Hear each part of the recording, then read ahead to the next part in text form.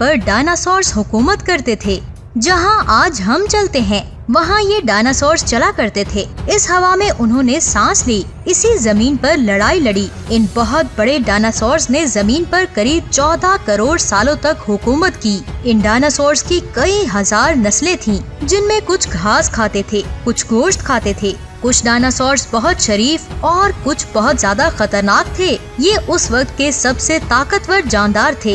लेकिन फिर अचानक से ऐसा क्या हुआ जिसकी वजह से इनका पूरी दुनिया से नामो निशान ही मिट गया? इसे जानने के लिए हमें करोड़ों साल पीछे जाना होगा और उस दिन को बहुत करीब से देखना होगा जिसमें डायनासोर्स का खात्मा हुआ। तो आइए चलते हैं आज से 6.5 करोड़ साल पहले। आज से 6.5 करोड़ साल पहले जमीन पर मौसम बहुत खुशगवार था। चारों तरफ सूरज की रोशनी बिखरी हुई थी। जमीन पर लंबे लंबे दरख्त, चारों तरफ डायनासोर्स के चिल्लाने और चिंघाड़ने की आवाजें। जब ये सारे डायनासोर्स बहुत आराम से अपनी जिंदगी गुजार रहे थे, तब 10 करोड़ साल पहले ही इनकी किस्मत लिखी जा चुकी थी। 10 करोड़ साल पहले एक छोटा एस्ट्रॉइड का टुकड़ा जो बहुत दूर स्पेस से आ रहा था, वो जमीन से करीब 20 करोड़ मील दूर मार्स और जुपिटर के दरमियान मौजूद एस्ट्रॉइड बेल्ट में घूम रहे एक बहुत बड़े एस्ट्रॉइड से जा टकराया। इस टक्कर से उस एस्ट्रॉइड की डायरेक्शन चेंज हो जाती है और वो एस्ट्रॉइड बेल्ट से निकलकर सीधे जमीन की तरफ 22,000 किलोमीटर फी घंटा की रफ्तार से बढ़ने लगता है। जब ये एस्ट्रॉइड जमीन से 3,84,000 किलोमीटर की दूरी पर था, तब जमीन से शायद डायनासोर्स का खात्मा ना होता। उस वक्त ये एस्ट्रॉइड्स हमारे चांद से टकराता, लेकिन अल्लाह को कुछ और ही मंजूर था। इसलिए ये बहुत बड़ा एस्ट्रॉइड चांद के बहुत नजदीक से गुजर गया। 40 किलोमीटर के साइज वाला ये बहुत बड़ा एस्ट्रॉइड हर एक सेकंड के साथ साथ जमीन की तरफ बढ़ता रहा। जब ये एस्ट्रॉइड जमीन के ऑर्बिट में दाखिल हुआ, तब इसकी रफ्तार 70,000 किलोमीटर फी घंटा हो गई। जमीन के एटमॉस्फेयर में दाखिल होते ही ग्रेविटी की वजह से ये आग के गोले में बदल गया। ये इतनी रफ्तार से जमीन की तरफ बढ़ रहा था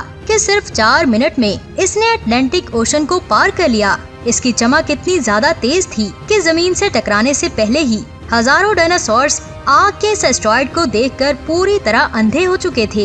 ये जानदार उस एस्ट्रॉइड को देख नहीं पा रहे थे, लेकिन उसकी बहुत तेज गर्मी को महसूस कर रहे थे। कुछ ही देर में ये एस्ट्रॉइड मेक्सिको के पास जमीन से टकराता है और करीब 35,000 डिग्री सेल्सियस की एनर्जी वाला एक खतरनाक धमाका होता है। ये धमाका करीब 10,000 हाइड्रोजन बॉम्ब्स के बराबर था। ये एक्सप्लोजन इतना ज्यादा ताकतवर था कि इसके टकराते ही जमीन के टुकड़े स्पेस में चले गए। टुकड़ों वाली जगह पर 180 किलोमीटर चौड़ा और 20 किलोमीटर गहरा गड्ढा बन गया। धमाके की वजह से गड्ढे का सारा मैटर आसमान में धूल के बादल में बदल गया। धमाके के 16 मिनट्स और 40 सेकंड बाद जमीनी टकराव की वजह से जमीन के अंदर चारों तरफ जलजले की लहरें उठने लगी, जिसकी वजह से समंदर में बहुत बड़ी बड़ी लहरें बनी और एक के बाद एक सुनामी की लहरें चारों तरफ बढ़ने लगी। जलजलों की लहरों ने सभी ज्वालामुखी को एक्टिव कर दिया, जिसकी वजह से जगह जगह से डायनासोर्स खत्म होने लगे।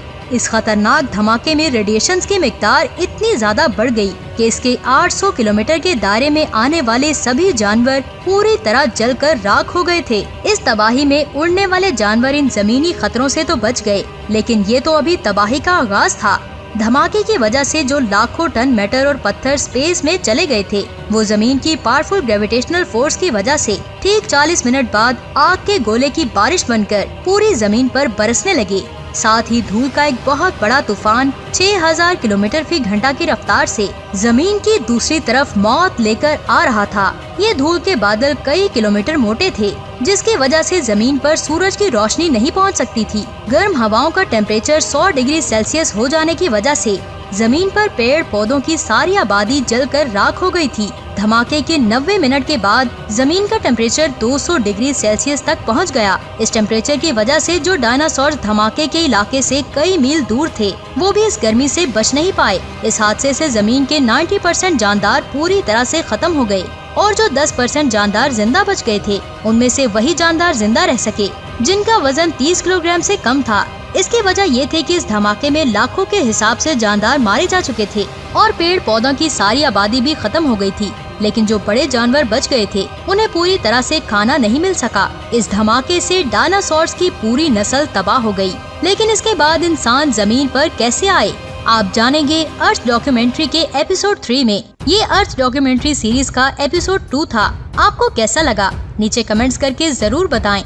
अगर वीडियो अच्छी लगी तो लाइक करें, अच्छी नहीं लगी तो कमेंट्स करें और नीचे कमेंट्स करके ये भी जरूर बताएं कि आप नेक्स्ट किस टॉपिक पर वीडियो देखना चाहते हैं।